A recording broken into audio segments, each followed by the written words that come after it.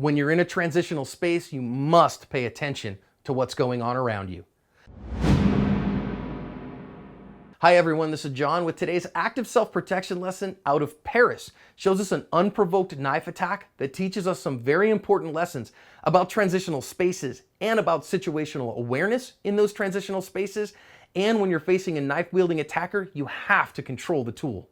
So this guy is just walking with his purchase out of the store when the guy that's in the front of the store comes and assaults him with a knife, and his buddy comes over and grabs him by the neck. Then this other guy walks out. This guy's still got a knife on him. It ends that fast. Let's go back and watch it in slow motion here. As the guy walks out of the store, the guy goes to stab him in the neck. Thankfully, just barely missed him.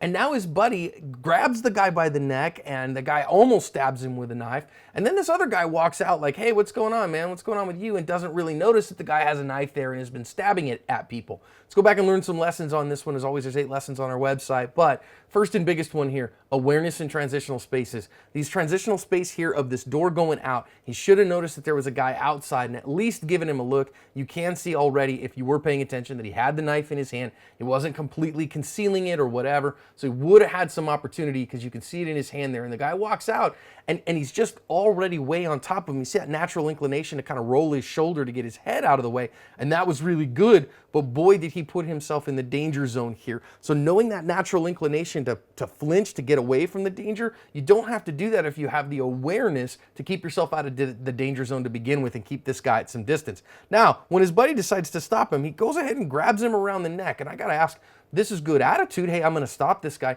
But is this a kind of skill set that will actually help him? What was this going to do to stop this crime? He grabs him around the neck. You got to have the skills to actually back up your plan. And it doesn't look like that's the case here.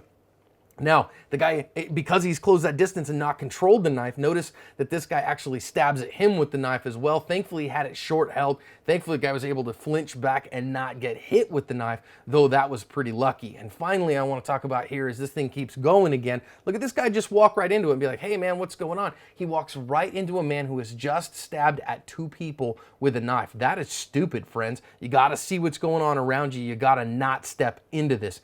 Learn some lessons, especially in transitional spaces. Always look at the hands. Make sure that you're staying out of the danger zone if you can, and cover your asp. It's great.